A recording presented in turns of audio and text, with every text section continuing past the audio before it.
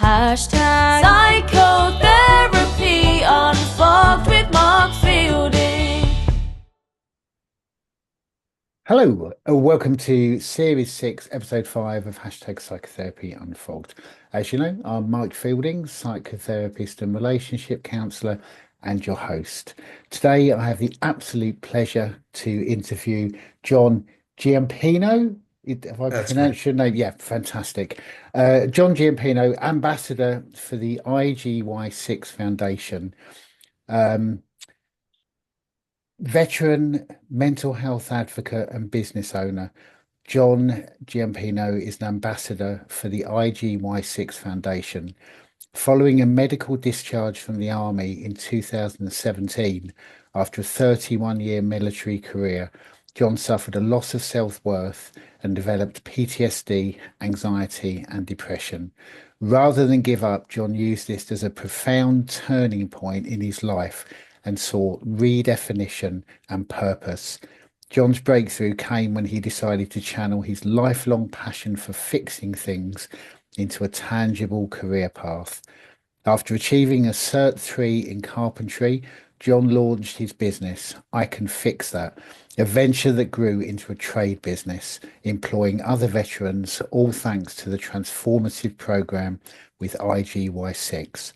After seeking help for his mental illnesses through NDIS, John was referred to IGY6's Driven Life coaching program, which resulted in an astonishing physical and mental transformation.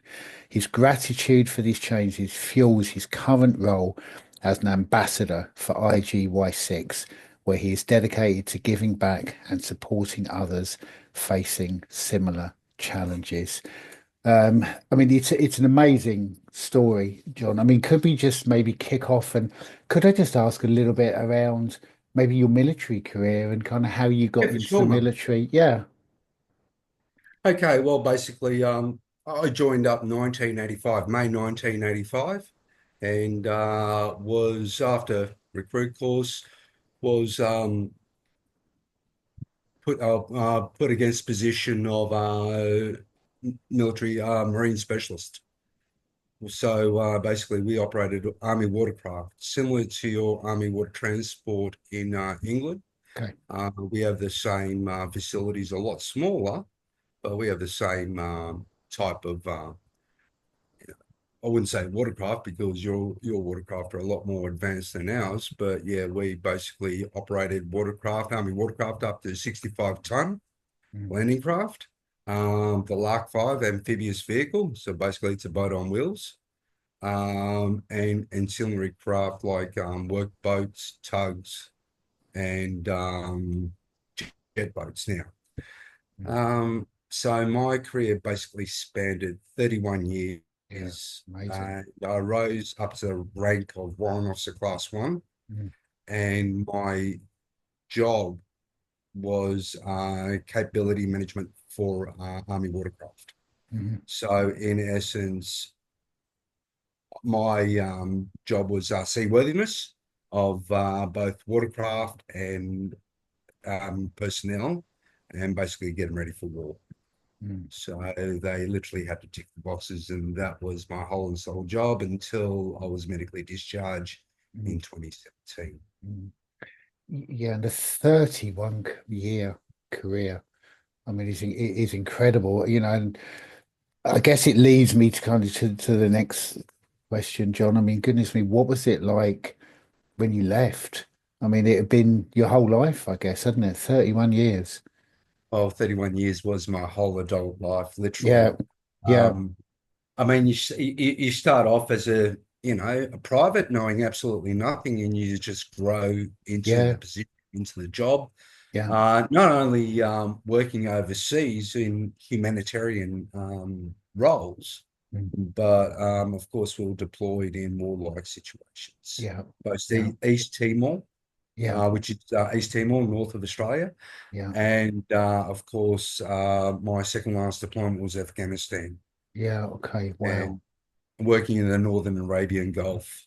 Mm. So yeah, I mean, the job was extremely challenging, but at Yes. the same time, very much rewarding. Yeah. Yeah. I mean, it's a Yeah, vocation, really, isn't it? it is. Yeah. And I suppose when you look at it, you put your whole heart and soul into a job like that. Of course. And unfortunately, because your body can only keep up so long, I was medically downgraded and eventually medically discharged Okay. from the army. After leaving the army, basically, I lost all purpose.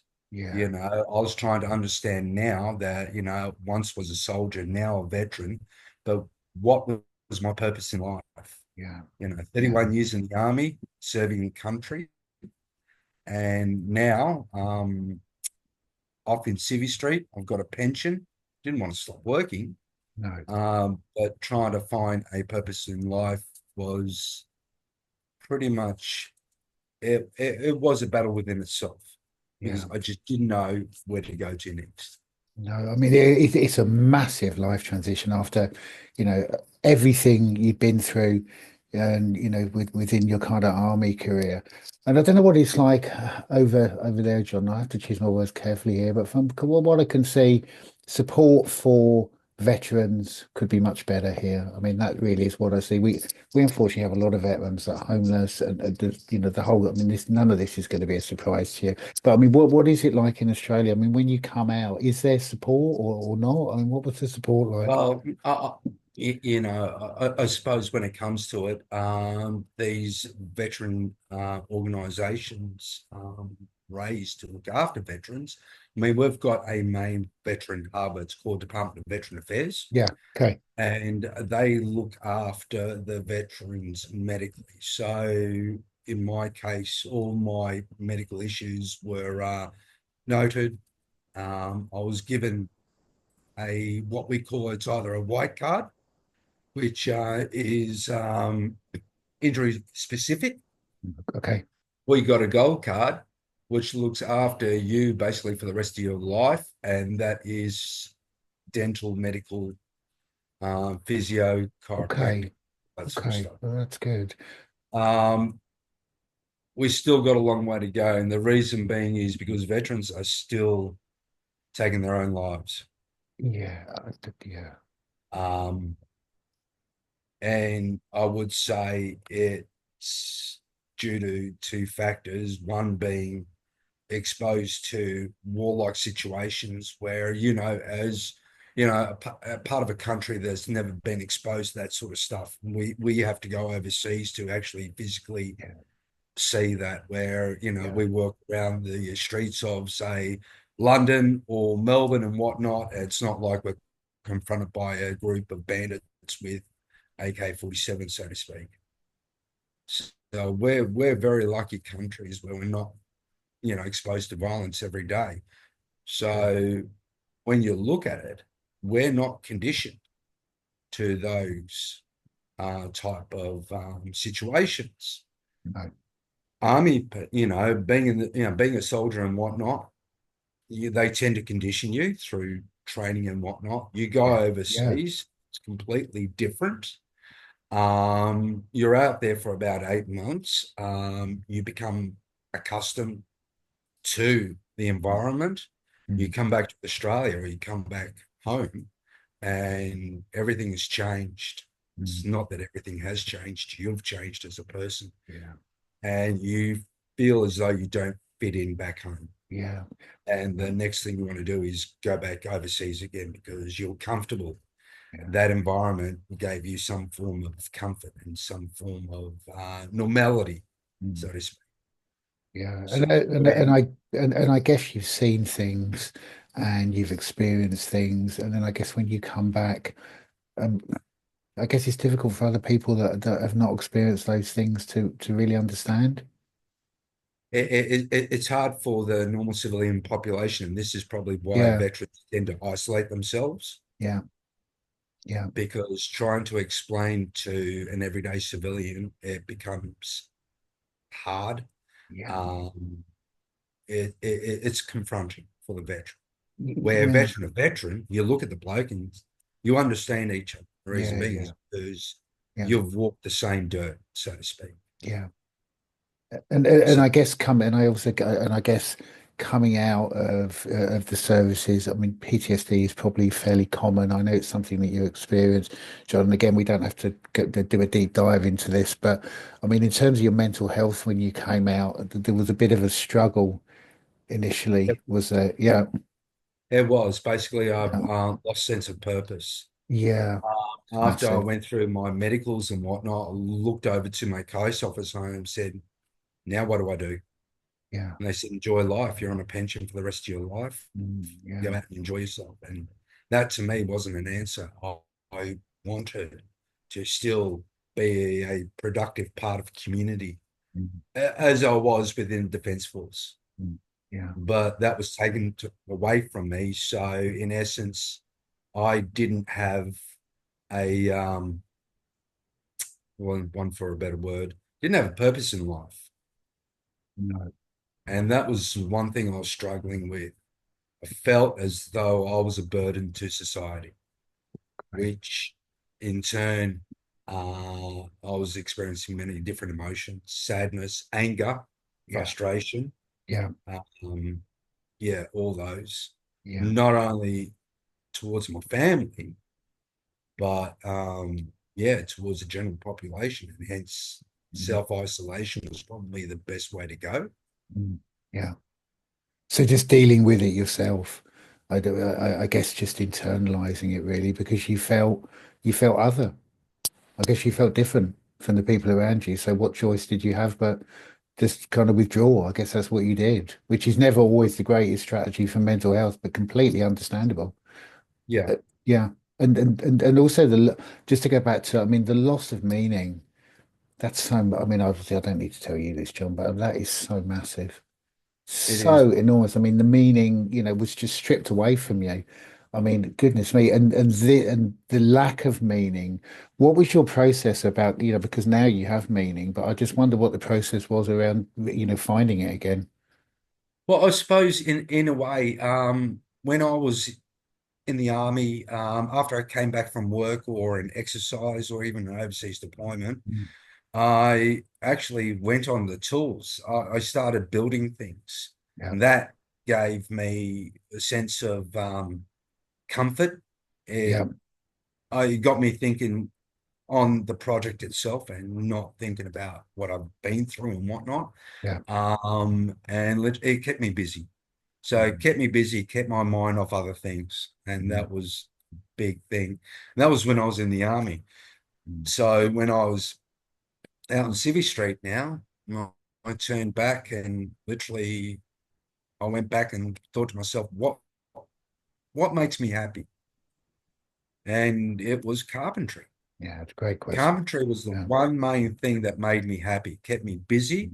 Mm, I kept my mind off things, and I enjoy helping people. mm. So, watching a person smile, a smile on a person's face. I'll give you an example. I was in Townsville.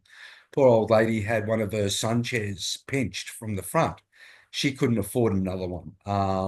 A neighbor came up to me and said, "Do you reckon you can build one?" Had a look at the chair and said, "Yep, no problems. I can fix that."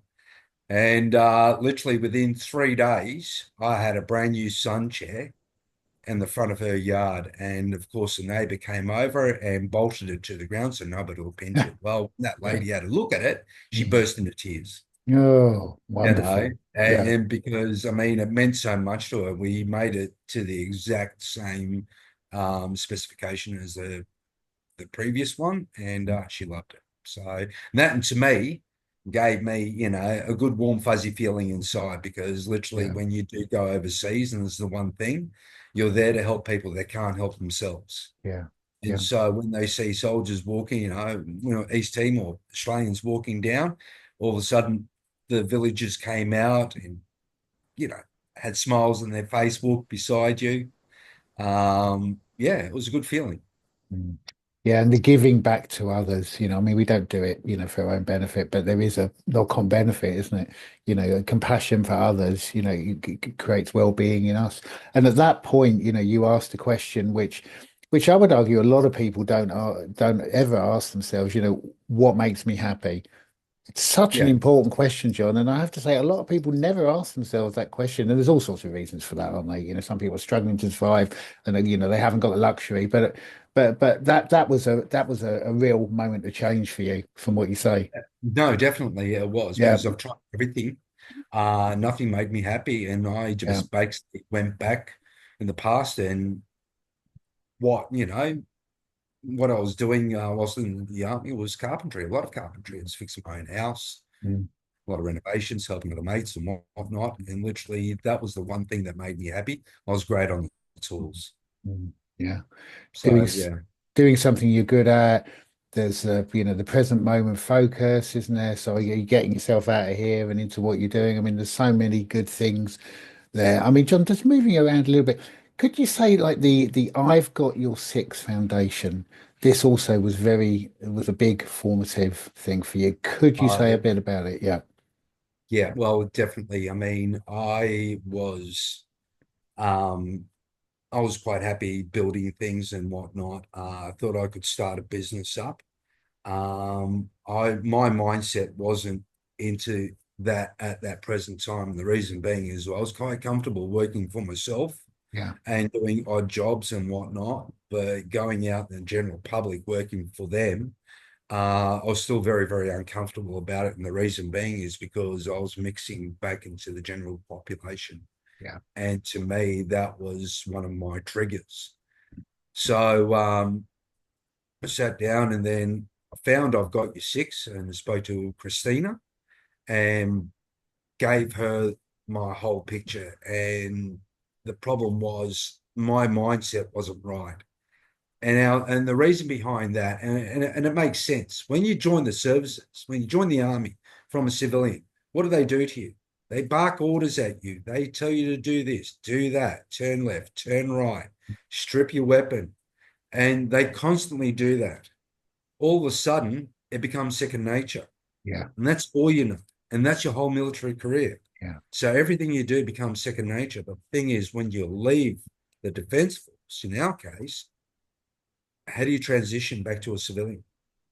And that was the biggest thing. It took years to develop you into a soldier, mm, but you've got 3 days in a transition seminar, and that's 3 days don't even scratch the surface. no, So I've Got Your Six actually came to my rescue and went down to a program called neurological science okay, or neuroplasticity.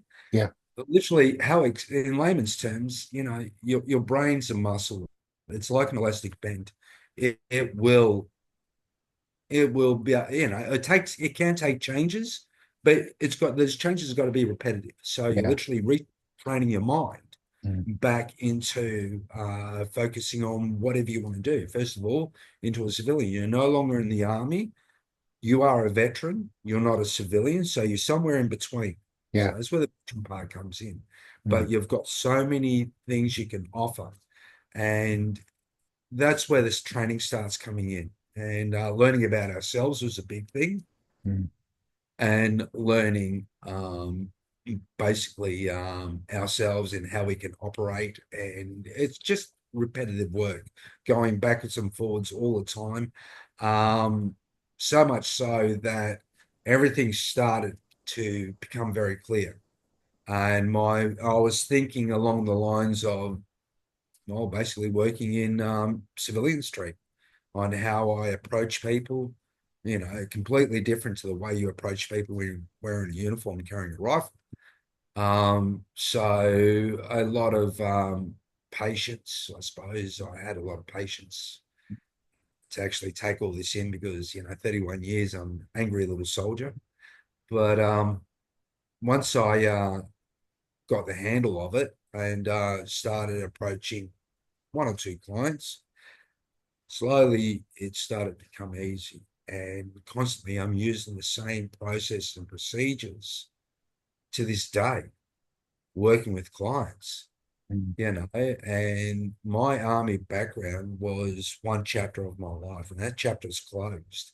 mm, Doesn't mean that the things that have been taught, stays with that previous chapter. I bring it forward because there's a lot of set skills I've been yeah, given. yeah. Yeah.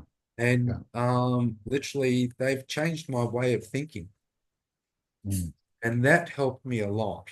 mm, Um, it's not a fast process.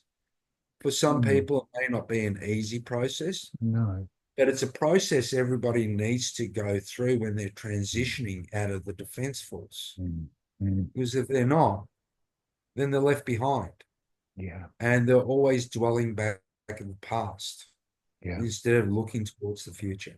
Yeah. Yeah. And, And and, that and and that is, I mean, everybody's got a use by date, but that's the biggest mm, thing that a lot of veterans are currently mm, fighting with. mm. They've got no way of looking forward because their past seems to. Yeah, and so they get stuck really. In terms of future, it's really uncertain. So I guess they end up looking back and staying, in the previous kind of position. What you were saying about neuroplasticity as well is so true, John, isn't it? At any age the brain can change, and that is good news, I think, for all of us really. But like you say, it does take repetition. And in terms of the kind of support you got from the IGY6, so there was a coaching program. Was there what kind of mental health support? Was that through a coaching program? It was Yeah. through a booking program. Okay. It's literally either online using Zoom Okay. or face to face with um, the psychologists, the coaches, and whatnot. It's sitting down. It's just going through literally a process procedure. Yeah. It's going back. How would I put it? It's remembering who you were once upon a time. And yes, you were a soldier, but you left that behind now. That's one, it's like chapters in a book. Close Mm. one chapter off, Yeah. the set skills that you've had, you bring that forward to the new chapter and Yeah. you redevelop yourself. Yeah. And Yeah. trust me when I say that, all soldiers are trained in such a way that employers within Australia screaming for veterans. The reason being the way Yeah. they've been taught. I They've can see. got Yeah. discipline, Yeah. self-starters. Yeah. They won't stop until the job is done. No. And when the job has been done, they're going out looking for the next job. Yeah. That's what you Yeah. did in the army. Yeah. That's what you do overseas. Yeah. So, and there's that constant working, you get that self-gratifying feeling, Mm, once you've completed the job and say, right, that's complete. Okay, into the next one. mm. And you keep on going. Yeah. Or maybe that's just me, but that's pretty much all the veterans I've worked with. Mm, We've worked exactly the same way. We're mm, self-starters, we're self-thinkers. We think of what mm. a person would want before they ask it. Yeah. Uh, yeah, it's brilliant. It really is. Mm, It is an eye opener. mm, Is it being done enough out there? Unfortunately, it isn't, mm. because a lot of problems that I find is, and they get tired of speaking to psychologists, psychiatrists about their past traumas because they're Yeah. dwelling in the past. Well, the Yeah. past is the past. Yeah. Learn how to harness the past. Learn how to Mm, harness mm, those feelings that you have and turn them mm, into positive energies. And from there, mm, work from today mm, towards the future, always looking forward. mm. And that's where the IGY6 name actually came from. IGY6 is I've got your six. That Yeah. means I've got your back. Don't worry about what happened behind you. Look forward. We'll watch your back for you. Mm, yeah. I mean, and that was brought up World War One. RAF pilots or RAF pilots, when they were going in to a bombing run. Initially, they went by themselves and they were looking forward. Nobody was watching their back. And of course, Mm, a plane comes in and takes them out without realizing. mm, This is where they now have, your, I suppose, your primary plane going in for the target, and you've got your secondary, which is your wingman, watching your back.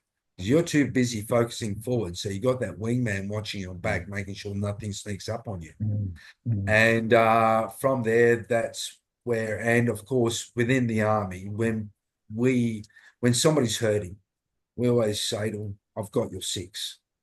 okay. Don't worry, I've got your back. That means I've got your support. If you're going to fall down, we're going to pick you up, we're going Mm, to dust you off, and we're going to push you on your way, but we're always mm, behind you, watching your back, mm, so mm. you can look forward. Yeah, and I guess in And every, yeah, I mean, I guess, helpful in so many ways, but I mean, the feeling of support, I guess that must also be part of it. Yeah, I mean, there is, there's so much that the program offers, but I guess for a veteran coming out and feeling really isolated, going in and working with an organization that, has literally got their back and feeling supported. I mean, goodness me, it must be amazing. oh, You it must is. see so many transformations, John. Well, I have seen several transformations, Yeah, especially friends and whatnot. I've actually put a couple of my mates onto it. yeah, I've had one person, he wouldn't leave his house. Um, yeah, I mean, I took him over to an equine therapy center, which another veteran owns, mm, and we were there, but he wouldn't stay more than one night, yeah, and he would disappear back to his house. He was doing drugs and all that sort of stuff, trying to numb his brain. yeah, In the end, I put him onto I've Got Your Six. He spoke to him for a while, but that was only on the phone, no open video. mm, He didn't want them to see him. He was in tears, yeah, and now he's married. He's got a daughter. He's mm, working. mm, His life is great for him. mm, He has not looked back, and yeah, and to this day, I still keep in contact with him. I see him every week. We mm, sit down, have a cup of tea or coffee, and we just talk about crap, really. mm. Yeah. But how And it puts a amazing. smile on his Yeah. face. He's got a life now. Mm, His wife, loves what I've Got Your Six has done for him. mm. Yeah. I I mean, mean, amazing. you I look at it this way: they're not going to mollycoddle you. Mm. And I've spoken, and this is probably why I end up becoming the ambassador for I've Got Your Six, Yes. because veterans think differently to civilians. You're not going to hurt their feelings. Trust me, Mm, they've got no feelings to hurt. mm. Okay. Um, so when they start getting a bit slack, that's where you need to pull them up. Say, mate, you had a job to do. Let's get it done.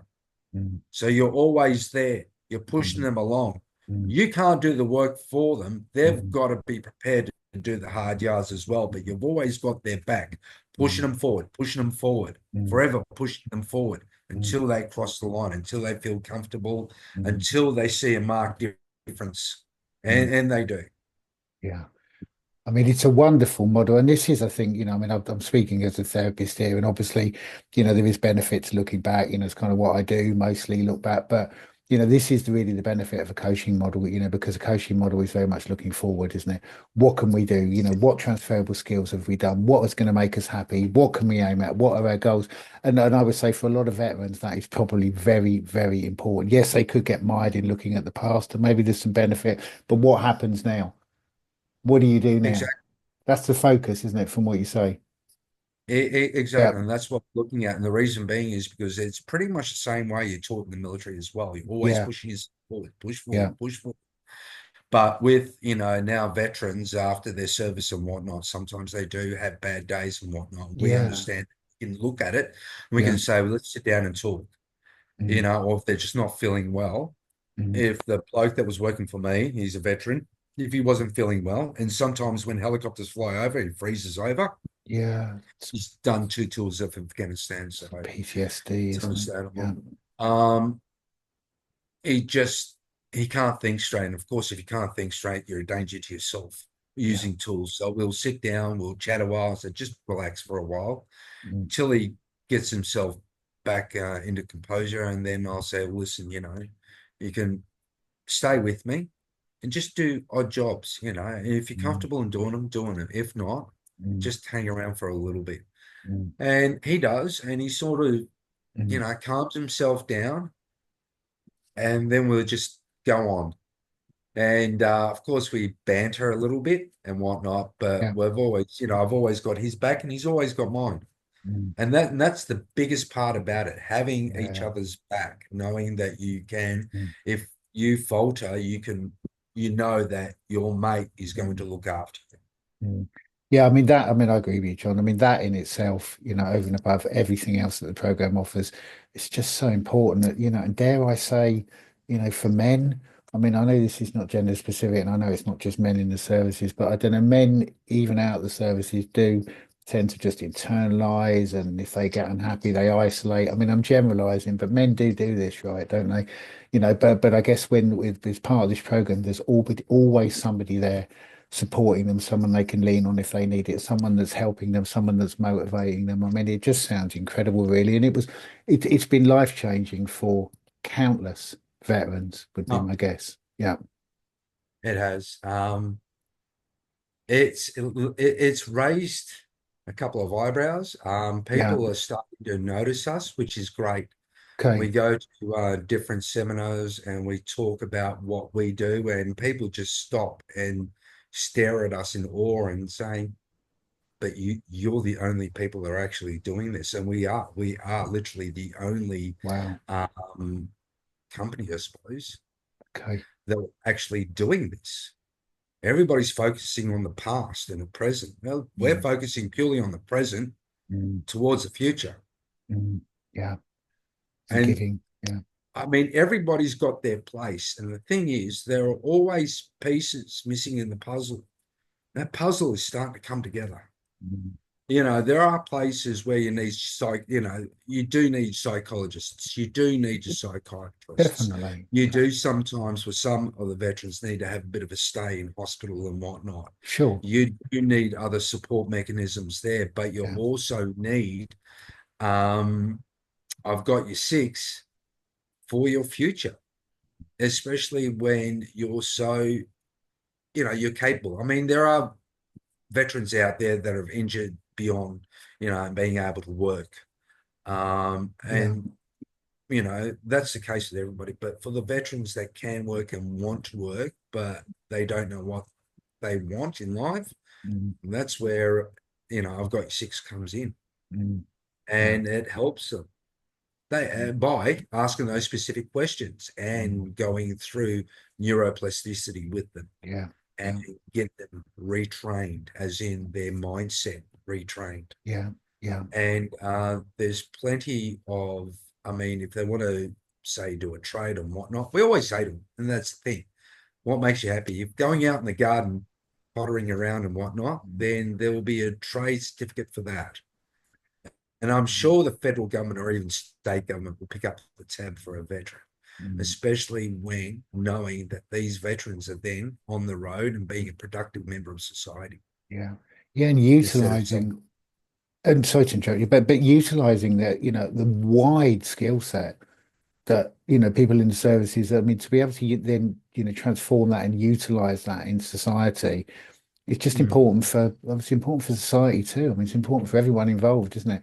And just to get back to the meaning, so I mean, so veterans again finding meaning. I mean, that is just massive, really. You must be so ple when you see the transformations.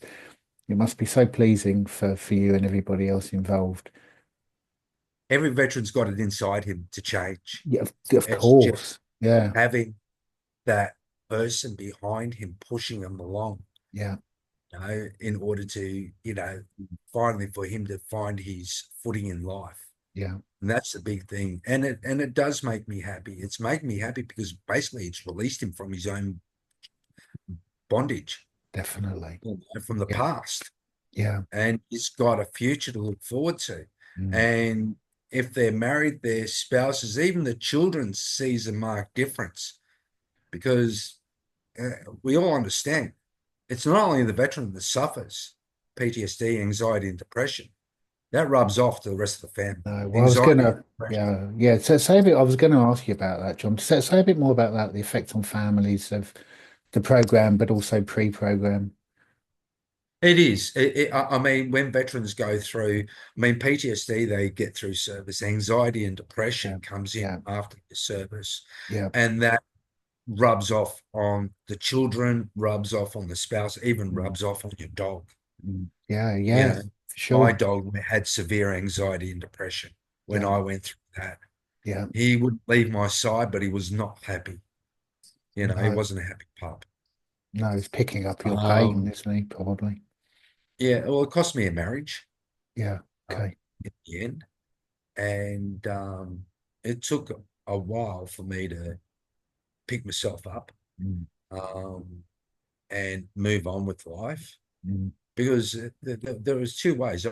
You either move on or you have those dark thoughts and you attempt suicide, unfortunately. Yeah. And it Yeah. does happen. And I can say that because Mm. I've attempted suicide.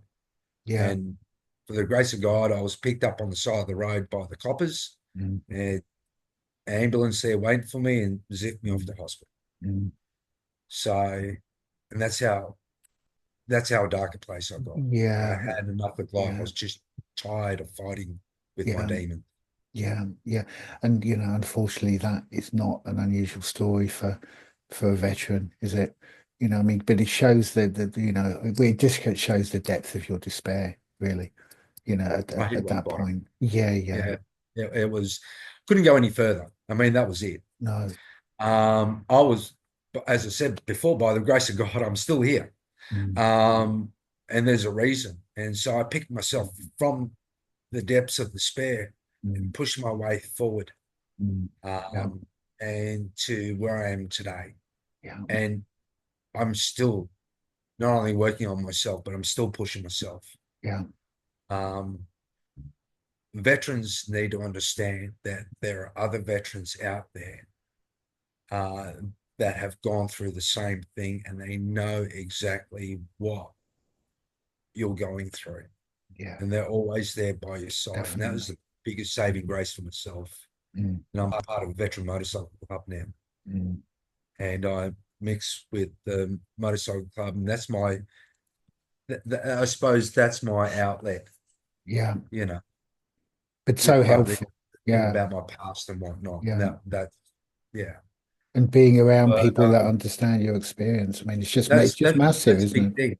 Yeah. It is. It's massive because everybody's gone. Every veteran that's spent a long time in the service or even been overseas knows exactly what everybody goes through.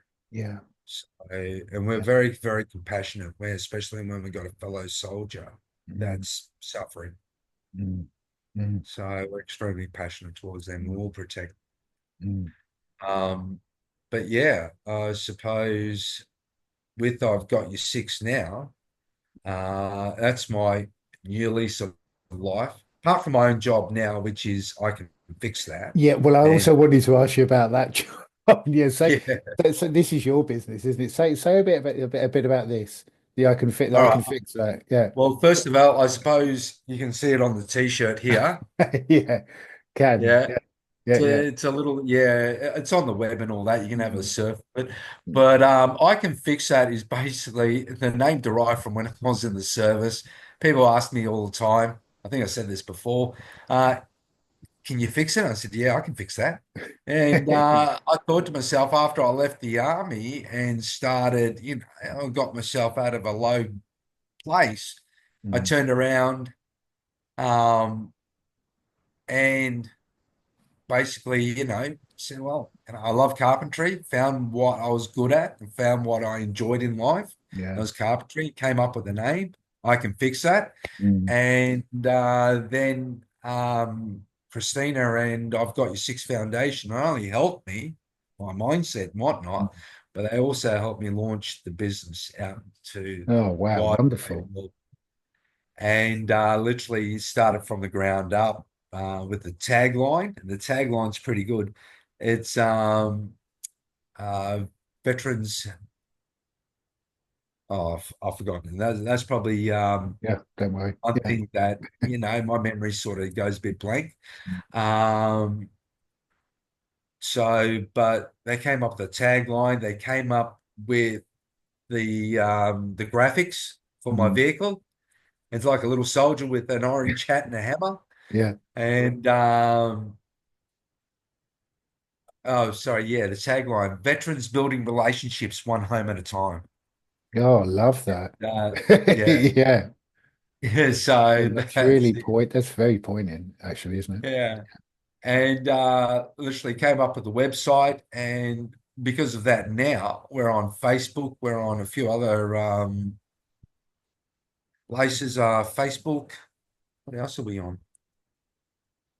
Oh, I don't know if you can see that. Yeah, I can see that a little bit. Yeah. I mean, what I would say is that, I mean, we'll put, I mean, at the end of the show, John, send us all of the links and everything, and we'll put them all up with the show notes and on our various social media sites. But until we do get that information, I mean, if people want to get hold of you, John, for any of the things for, I can fix that for IGY, I've got IGY6.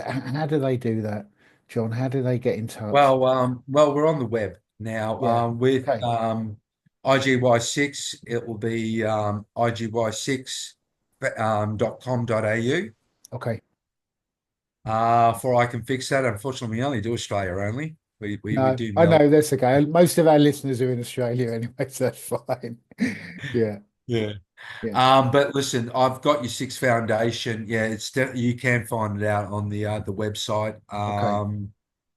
I don't have a business card with me, so I don't have the contact number. It's okay, Joe. It doesn't matter. I mean, I'll get all these details off you, and we'll put it all up with the show notes and stuff. I mean, goodness me, the time has absolutely flown. I mean, we're almost out of time, but I just wanted to ask you, John, is there anything that you would like to say that I've not given you the opportunity to? Is there Yeah, any? I Yeah. like to speak to every single veteran out there, both Okay. serving and retired from the Defence Force or the Armed Forces. Mm, Don't give up. In essence, we have got your back. Every single veteran out there knows exactly what everybody goes through. mm, And as long as we band together and push each other through the hard times, the future will come up nothing but roses. yeah. It's just reaching out. Yeah. Just reach out for help. Yeah. You're not by yourself with this. Yeah. Okay, we're all in it together. And the one thing that I forgot to mention too for Australian visitors that I've got your Six Foundation actually now takes the white and gold DVA cards. So Okay. it's at absolutely no cost to the veteran themselves for all Okay. the Great. um, neuroplasticity and all of the workshops and whatnot that I've got your six that Mm, can offer them. yeah. So then go and get then go through Department of Veteran Affairs. Sorry, basically we'll accept white cards, gold cards. All they need is a referral from their GP Mm, and to us, and from there, I dare say either Christina or one of the team members will take their details down and start the ball rolling for them. okay. Brilliant. That is fantastic, John. And I just want to say, goodness me, what an inspiring personal story. And, and just absolutely amazing the work that you do and, the foundation does. And also, the I Can Fix That business. It's all amazing. And I just want to say thank you so much for coming on. It's been a real pleasure to talk to you, John. Thanks, Mark. No, it's been an absolute pleasure. Thanks for the time on air too. Appreciate it. And once again, I'd like to thank John so much for coming on the show. I think it's a story that a lot of veterans will kind of understand and resonate with, leaving the forces and then maybe finding a lack of meaning. I guess the forces, having provided meaning for when John's going for 31 years and then leaving and not being entirely sure where to find that meaning, what to do with life afterwards, and obviously an enormous transition into kind of civilian life, which for a lot of veterans can be incredibly difficult. It's interesting, John, talking about civilians, family members, friends, people that had not had his experiences serving in the Marines, not really understanding things he'd been through, how he was, which again led him to um, contact I've Got Your Six, and then kind of move into the transformation, and then eventually becoming an ambassador for the organization and also setting up his own company. I Can Fix It, which has given John meaning, and also he's in a position now where he's helping so many other veterans, transmuting his own difficulties into helping others. Something I say on the show a lot, but something that is incredibly powerful. It was a really fascinating interview. We've not had any veterans on talking about their experiences, in the whole of the 5.5 series that we've currently done. So it really, really was brilliant to have John on. So thank you so much again, John, for coming on the show. We've got more shows coming up soon. Not going to say much about the guests at the moment. The guests are still a work in progress. We might have an actor coming up, quite a well-known actor. We're still in negotiation about that. So just as always, if you are enjoying the show, please do subscribe. It helps us in so many different ways. If you subscribe, many people listen to podcasts and don't subscribe. I also do that. But if you are enjoying the YouTube channel and you are enjoying the audio podcast, then please do subscribe. I want to thank you as always for listening. I want to thank Joe for all the work he does, sourcing guests, editing, producing the show behind the scenes. And I have to say, I think we are quite unique as a podcast in as much as Joe, my producer, lives in Australia. I live in the UK. So we do kind of straddle both continents. And we are increasingly talking to a lot of guests from the US as well. So I think it's a very, very unique kind of position to be for a podcast. I mean, even this season alone, we've interviewed guests from the UK. I've interviewed a guest from the US, and obviously John was from Australia. YouTube channel is starting to do a little bit better. Still don't really have the numbers on the YouTube channel, but it's a work in progress. So anyway, so I hope you enjoyed the podcast. Thank you again for listening. And as always, look after yourselves, look after each other, and look after the planet. And I'll see you really soon on the next episode. Take care.